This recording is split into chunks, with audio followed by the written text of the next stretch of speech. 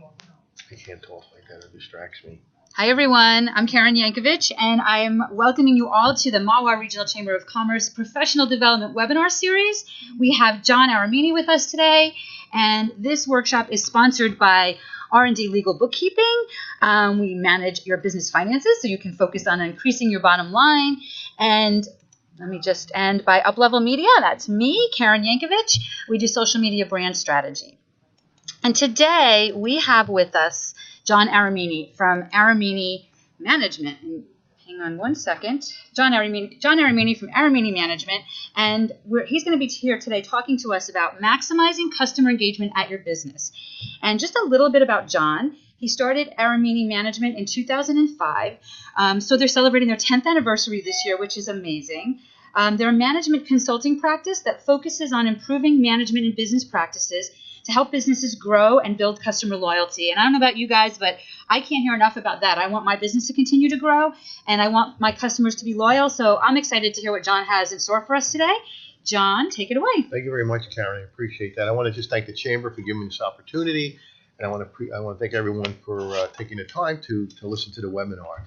I have a few slides I'm going to go through, and I'm going to try to watch my pace. Sometimes I might move a little bit quickly because there's a lot of information. But you can reach out to the Chamber if there's any questions that you have, or me. And even if there's areas where you feel you don't agree, I always love to hear from people to know what they're thinking. Also, in a few weeks, they'll be posting this on their site, so you will be able to see the presentation live again as well, or recorded at that time, so that if you have any information. But let's start the presentation now. Okay, basically, the core theme of the presentation is that interpersonal customer service and sales skills still matter. And what I'm contending, and my argument or discussion, is that even though we've become so social media and websites and digitation, that still those skills are still critical to effective customer engagement, and that some of the examples I'll be showing you in the slide presentation with some organizations that kind of reflect that that's still something that's very much valued. I'm going to go what I think a organized, customer engaged organizational culture looks like. Some takeaways for you to help you guide your business, stimulate some ideas. Some research that shows that effective customer engagement benefits a customer's financial outcome. A business outcome, oftentimes, we try to change some things, but we like to see that, hey, let's see some quantification that there is a relationship between changing our behavior, being more customer driven, and results. We're going to look at three different industry groups did in terms of how they responded in the new marketplace, whether it's hiring new people or how they're developing their worker.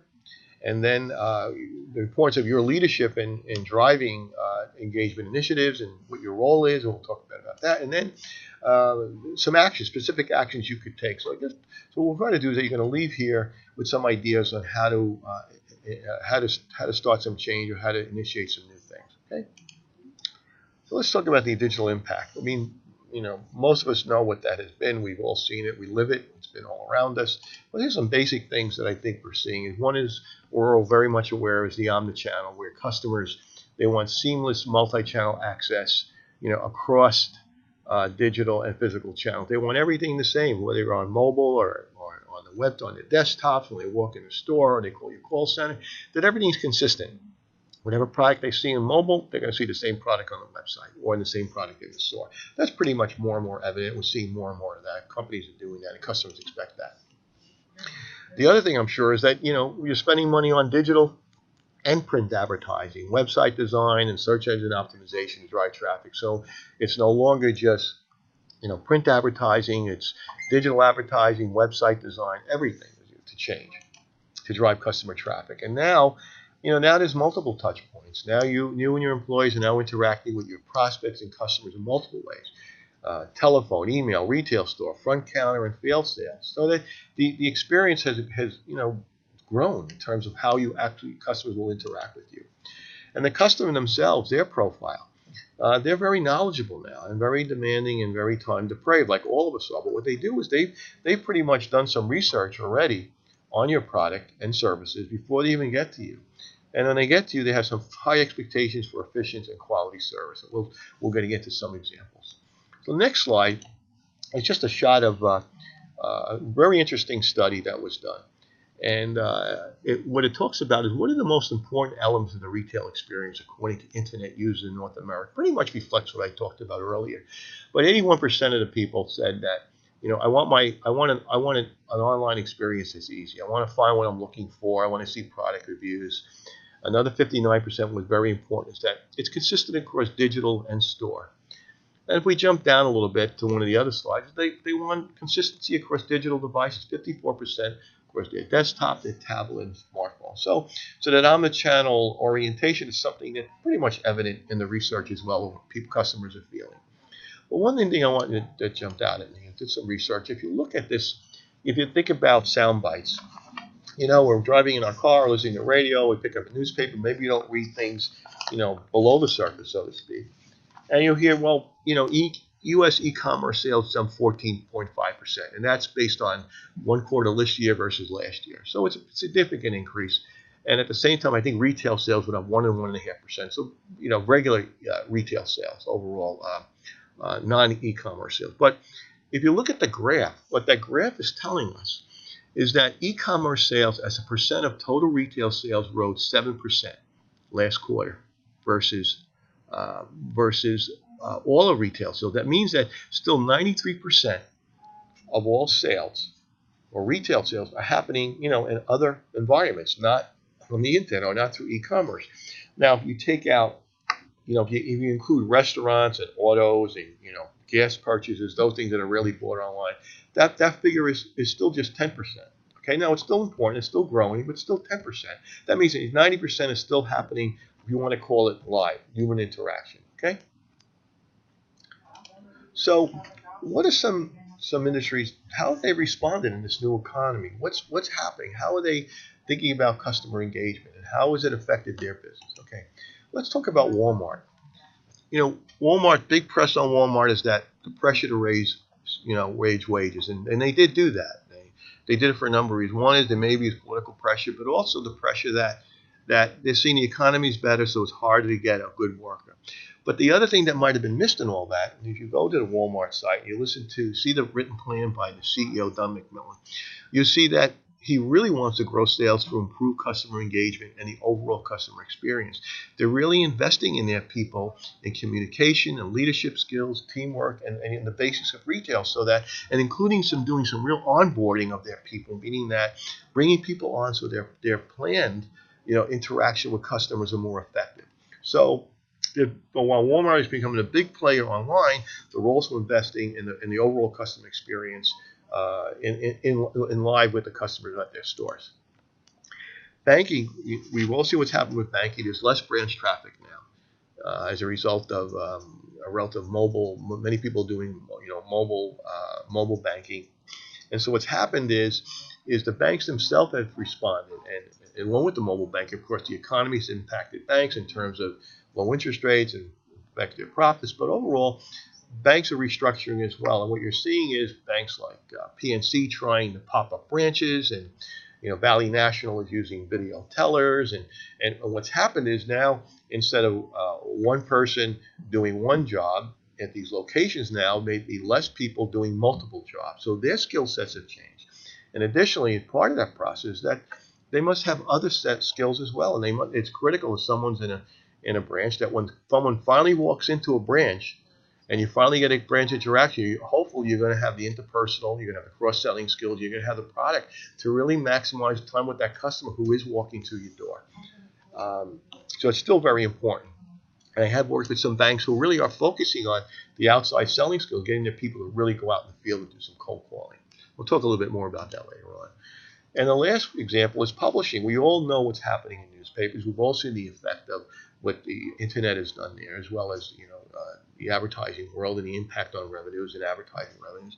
But Gannett, they just did some extensive research, Gannett Company, and they found that their business partners wanted integrated marketing solutions. So they asked their advertisers, "What do you want from us?" And based on learning that, they trained their entire sales force on product value and multi-channel advertising options of print and digital. The point being that while yes, digital is important and people are still going to go digital and there are digital options, they still took the outside sales force to ensure that they're effective in their sales skills, they're up on product knowledge, and having a clear, cohesive message in the marketplace to their potential prospects. So there's still some investing going on all these three industries. Okay? So some questions to ask yourself as we go through this. This is one of my favorite questions is, after you've done your SEO and search engine optimization, you have a better website, when you drive customer traffic, when the telephone rings, are you closing the deal? Again, that's one of the questions I like to ask. And very simple question. It kind of represents everything we're talking about. Phone rings, the interaction happens, what happens? Another question, does your staff gain the customer's trust and confidence in that interaction? Do they know the product? Do they know the products? They have deep product knowledge. Can they close the deal? Are they deepening customer loyalty in their interaction? Do they have those skill sets? Are your business practice and culture focused on customer engagement, how you live? We'll get a little bit more into that. Are your interpersonal customer service and sales skills valued in your company? What I mean by that is, what kind of people are you hiring? And how are you evaluating your people? Are you evaluating your people at certain standards that reflect that kind of a culture? And the last question is there a relationship focus internally as well as externally? What I mean by, we know what externally is in terms of an interaction with the public and the marketplace. By internally, I mean that there should be as well that we're treating each other with the same expectations that we have when we treat our customers. And that we treat each other as if we were internal customers providing services and such. And we could talk a little bit more about that. Anyway, so let's go on a minute. So does customer engagement matter? Okay. Here's some quantification. Wonderful book I read. Gallup's John Fleming and Jim Asplin in their book called Human Sigma. Highly recommend it. And I'm not on their payroll, and there's nothing, getting incentive to mention this. I think it's fun and very insightful. I think some local banks have adopted some of these procedures, but let's go through what they found. They found that companies whose products, processes, and people deliver excellence at every customer touch point are less vulnerable in the marketplace and more resilient during difficult economic times. Kind of a powerful statement, a powerful result, and we're going to get into some of those. And what they did is their research pretty much documented that there is a relationship of employee engagement and customer engagement that positively influences an organizational financial outcomes. So not only did they look at the customer relationship, but they look at their employees and their relationship with the customer and how they, as organizations, treated their employees. So here's one of the results that they have. Their combined research showed that highly engaged customers average a 23% premium when compared to the average customer, while disengaged customers represented 13% discount. So if you're asking what do I mean by engaged, it's the customer. An engaged customer means someone who maybe has more than one product. If you're a bank, they may have a checking account and a savings account.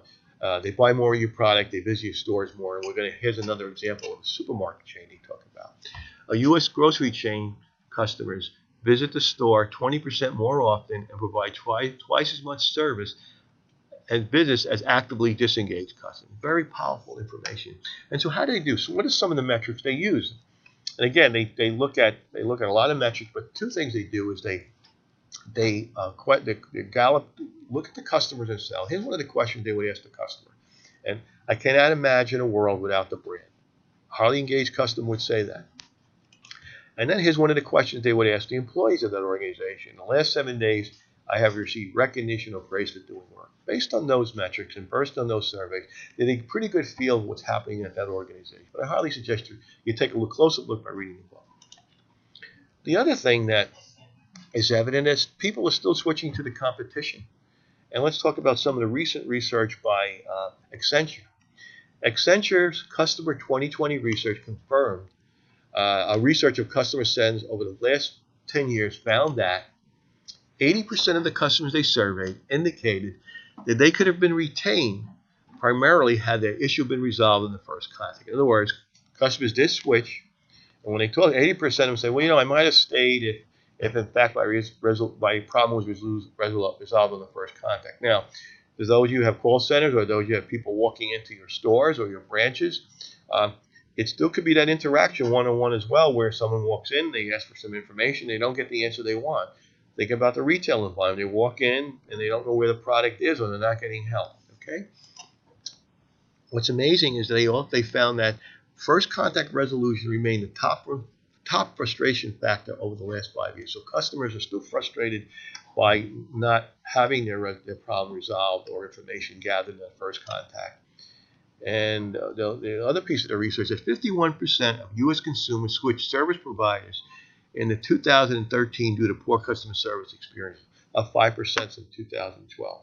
So there's still, so as much as we become socially focused media-wise, where we talk about social media, there's still some issues going on interactively where we're not serving our customers well and we're losing them. To think about how our business practices set up and how we engage the customer. I think that thinking more and more of that in dealing with the customer, think about it as a relationship, not just a transaction. And if we focus on the relationship, a transaction will come.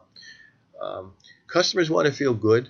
They want to feel smart. They want to feel secure. They want to feel respected in the relationship. They want to know that you're confident, that you have the information, that confidence, they feel is confident as well. They want to feel that. So they want to see that in the relationship. They want to know their problem and situation is important and taken seriously. They want to come to you and get the information they need. And they want to know there's value creation in this relationship, that they're getting value out of it. Very interesting study that I didn't get a chance to put in. Survey that was done. They asked, I think, how many executives, I can't recall off the top of my head, but they asked them, what's the most important thing for effective sales relationship?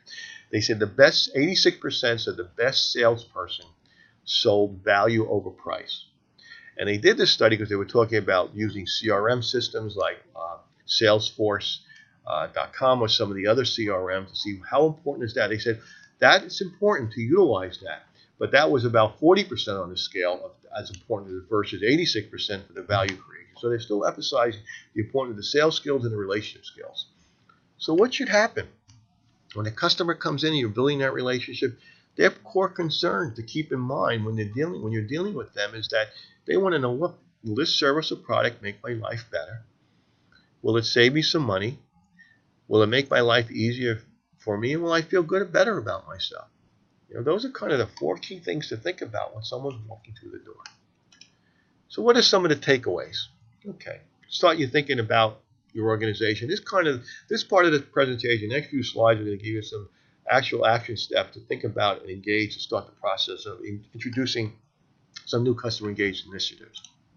Okay, important to remember that company leadership drives the mission and the value. So if leadership isn't driven around the customer, then I'm not sure your employees will be. Okay, and that when you think about customer engagement, think of it as an organizational value, not a program.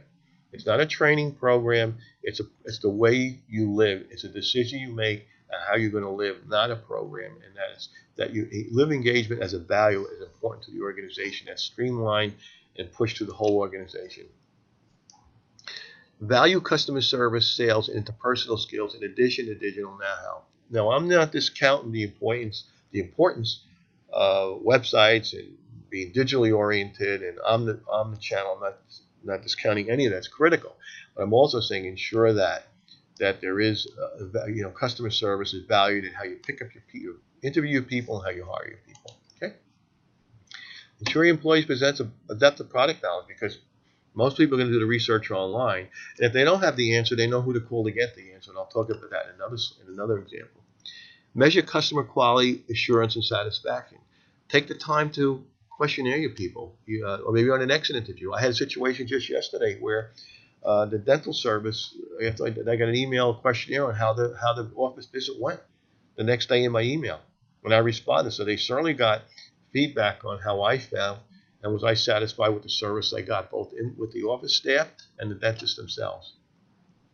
Establish customer service resolution escalation procedures. What I mean by that is customer calls, they have a question, they have an issue, that if the person on the front line doesn't have the answer, or you don't have the answer, you know who to call to get the answer. And you also have a time period. You're going to tell the customer, you know what, I'll be back to you in 24 hours with your answer. And you get back to them in 24 hours. Okay?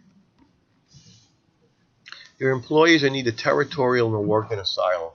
You really need to move away from that us versus them, where marketing doesn't work well with sales, and And sales doesn't like manufacturing, and accounting, doesn't work well with the sales department. I think to get away from that, to say, you know what, we're not territorial. We don't work in a silo. We work as a team. It's not us versus them, because customers do read that. They start to feel that. Start to reflect your behavior externally if you can't get the internal stuff in a good perspective. Employees know the organization and structure. It's always good. The new people, bring them on board. Make sure they understand, give an orientation, who in fact does what. And similarly, the organization itself, it's always drives customer service to everyone to know exactly how you're set up structurally, so that they can answer the right questions. They can give the right answers to the questions. Hire the right people. That includes management. By that, it's pretty self-explanatory, but we have a tendency that we want our customers treated in a certain way, and we want our people to treat customers in a certain way. But oftentimes we don't think about our management staff. How are they treating the people that work for them? Are they treating them in an engaged fashion as customers? Okay, something we can talk about a little more another time. And offer customer multiple access point. Again, beyond the channel. So where do you start? If I stimulated some thinking here on, say, I'm going to really think about my company and what could I do differently? Well, first of all, write it down. I find that when you write it, it gets you to think about it. You could go back to it, put it in a draft, rewrite it, edit it. It gets you thinking about what exactly you want to address. You may want to revisit why you exist in the first place. What is your brand and what is your mission? You're in business 5 years, 10 years, 1 year. Has anything changed in the market? Have you you need to think about what are you doing now and how's the market changed and how are you engaging the customer? Well, you can define, quantify, and justify the initiative. So if you're thinking of making some changes in the organization, whether it's reorganizing or having people do different work or approaching the customer a different way, you utilize your sales data. Is it service complaints? Is it service gaps that you're seeing? Things are falling through the cracks? Is it certain account-based trends where, you were up, you have less accounts a year ago? And what's going on? Because that information helps quantify your initiative. It also helps in the message to your employees to say, look, this is why we're making certain changes, and involve them in the process. Get employee input. One of my simplest, dumbest, and best questions is ask people. The employee are on the front lines. Often we should ask the customer, but ask the employee, is there anything you see that we can do differently? And don't be upset with what they tell you. Ask your customers, of course. Communicate the plan, make the case to your employees once you have it. Employees really need to know what is valued. I'm going to get into that a little bit on the next slide, really emphasize that. If you don't have the time, assign a project team to address the initiative. Sometimes that's one of the best ways to get things done is through a project team, multiple different people working on the initiative. And monitor progress and communicate the updates, meaning that sometimes we go out, we do things, and say, whatever happened to that initiative we started, ensure that you're monitoring what's going on and you're communicating the updates to the staff. Okay? So what are some things you can do right away that are pretty controllable and manageable? There's two things. The first thing is the product value proposition. What I recommend is that you want everyone in the organization to give a positive first impression in every company cubicle. And what I mean by that is that when that phone rings, everybody has the same cohesive message in the marketplace, no matter who they are. They know what the value message is, and they're saying the same thing about the organization. They feel that they really understand what the brand promise is, and it reflects it in that message. Okay. Pretty much what the product value proposition is why people buy from us. That's really the bottom line. That's really what the value proposition is. And here's some of the components. The components are what you do, what your service is, what your product, what the benefits are that customers get from buying your product or service, and how are you unique? What makes you special? And I think having that information available to employees and having everyone speak the same thing certainly kind of becomes like a message for everyone and kind of a creed for the organization. What I also have found valuable in product value proposition is that it has multiple applications. You can take that and use it as a basis for your homepage on your website. For those who are just starting out and you're running a web page, so you start out with what do you do? What are the benefits for customers coming to you? And how are you unique? That could be you could also use it for copy points. And I have found I've used it with some people for their opening lines, the basis for opening lines for cold calling and prospecting, where once you get that value statement, the basis of it, you can build on that. So there's multiple applications. The other action you can take to really think about is becoming a more sales-oriented culture. My contention is that all touch points are a sales opportunity. It doesn't mean that I'm saying you're becoming a hardcore, aggressive sales organization. But what I am saying is that there's an orientation that, when you talk to a customer, that could be a prospective sales for you down the road or a sales opportunity at that time. So part of what to do is to really think about changing my mindsets by thinking what sales is or isn't. I've seen this in other situations where one bank I was working with where they decided to have their people do cold calling. They weren't a big branch, but they were a local bank. They didn't have a sales force, but they encouraged it. They now required their branch people to do cold calling, and that you had to get the mindsets changed, think what is sales is, because it really was a whole other way of thinking about it. Similarly, another organization where their call center was a service center, but what happened, they needed to get them more sales driven as well. And what I found is when you get them thinking about the relationship as a relationship, not the transaction, and these core things to say, you know what, when we're selling, we're really educating the prospect. We're really telling them about products they may not know about, or we're helping them solve a problem. If you get the mindset that these are the two core things, as well as pain reduction, those of you who are maybe you have an IT business, or you have an accounting business, or CPAs doing accounting, I'm sure you've been in a situation where people are in trouble. They really need to get their accounting house in order. It is pain reduction to help them fix that. So if the focus is on the solution, education, and pay, it really changes the difference. And then, of course, in the sales process, you can talk a little bit about persuasion or handling objection, but this is a start to get people thinking about what's really happening. And those two things, product value and sales oriented, changing mindset on sales, can really be two simple or two basic things to start. Another action you can take is really establish customer engagement standards in the organization and incorporate those standards into performance management, meaning that you're evaluating people against those standards. And that what you try to do is delight the customer with the unexpected. Because service isn't so great overall, we can do things differently that they're going to remember us by. Here's some examples of some things. Walk customers to a destination when possible.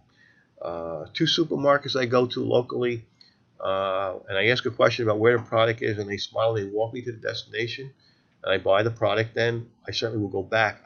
I haven't seen any research, but I'm curious. I suspect that there's a higher conversion rate, sales conversion rate, on customers who are walked to a destination or properly engaged. Going back to what I talked about Walmart, in part, why they think those sales and customer service skills are so important to their people. Okay. Everyone adopts the proper way to take a message, hold and transfer a call, and frame an email. We've all been put on hold. We understand what it's like when you get to the transferring person. They don't know who you are. They don't know why you called. Simple transfer and call procedure could be the person who's transferring you waits, gets the person on the line. All 3 people that are on the line, and then they end the call. That's just one example. Establish a telephone answering script. Some organizations want people to answer a certain way. They want to have a script that they want them to follow, so it's cohesive and it's similar. Return emails and telephone calls within an established time, depending on your organization.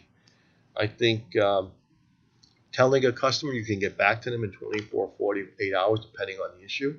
Similarly, addressing your team internally, getting back to people in a fair time is critical, and engages and becomes more cohesive, more productive internally. Offer assistance, don't wait to be asked. Be proactive. Customer service situation or engagement situation or sales, anticipate information that people may need. They might even know what to ask. And again, answer questions they may not ask. So I'm going to wrap this up now and just do a brief summary, go over some of the things, and then we'll do some questions. Company leadership drives the mission and the value. It starts with you or an advocate in your organization. You're going to assign a champion to drive it. Live customer engagement as a core organizational value, not a program, but a decision you make. Value customer service, sales, and interpersonal skills in addition to digital know-how. By value, again, it could be the people you hire and how you behave and what you evaluate people against. Ensure employees have a depth of product knowledge so that they're as educated about the product as the customer is. But at the same time, if they don't have the answer, they know who to call to get the answer from. Measure customer quality, assurance, and satisfaction. Establish service resolution escalation procedures. Again, if there is a call and someone walks in the door and having a concern, who does the person call if they can't respond themselves or don't know who to answer, how to respond to the issue. Employees are neither territorial nor work in a silo. It's a team. Not us versus them. Everyone understands what the organization structure and who does what. Hire the right people, and that includes management. That not only should we engage the marketplace, but internally our management team should be engaging their people. That was a critical thing that was found in the human Sigma book. That the critical important piece is how the employees themselves were engaged and how that drove customer engagement. And last, offer customers multiple access points. So I want to thank you. I'm just going to put my contact information up on the screen. If you need to reach me, and you can always reach me through the chamber as well. And I'm done at this point. I just want to thank you. I think we're going to take some questions. Yeah. So, John, thank you so much for being here and doing that. As a social media consultant, I often get a lot of people talking about, like, how do you market online? But none of the stuff you talked about goes away when you're marketing online, right? It's even more important to learn how to engage your customers when you don't see them as often face to face or even talk to them on the phone, right? So any opportunity you can to do that increases the touch point. So I love that. So we do have a couple questions, but before we get to them, one of the things that you mentioned was about how the leadership drives the way the whole organization functions. It drives the sales of the organization. And it reminded me of a client that I had. It was probably 20 years ago, which speaks to the fact that this stuff works because they're still in business. You'll recognize the name, I'm sure, which is Aerosol Shoes. And I was there talking to them about data networks, right? Had nothing to do with sales or marketing or shoes, frankly, right? But the minute you walk in the door, every single person that works for them was ready to sell you a pair of shoes. They escort you through this shoe warehouse before you get to the upstairs. That they give and that was top down because the owner, the president, the CEO of the company said that there's nothing more important in anybody's job than selling a pair of shoes. And that was really an eye opener to me really early in my career, to stay focused on what we're all here to do, right? What our goal is. Mm-hmm. So is that what you're talking about? Yeah, exactly. That first of all, no one is confused in the organization in terms of what the value proposition is. No one is confused about what they're there for. And that's why I mentioned every touch point is a potential sales. But everybody understands, if we don't sell, we may not be here tomorrow. And so having that value proposition or having that message consistent across employees, across the organization, it makes the customer calls, they hear the same message. And it almost builds a spirit de corps among employees as well, because they're all on the same page of what that message is and what they're there for. So I think it's critical. I love it. And I think it's a really important message.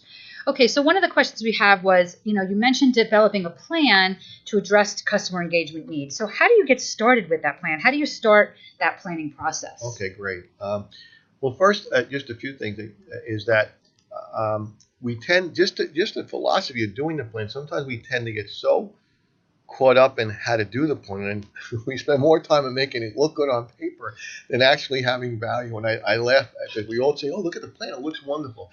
I would say, would start off, really get down to look at the things, the must things, the priority things you must do in the short term to get some wins on the table, so that the planning process actually starts. You assess, you say, you know what, these are the things we really got to get to.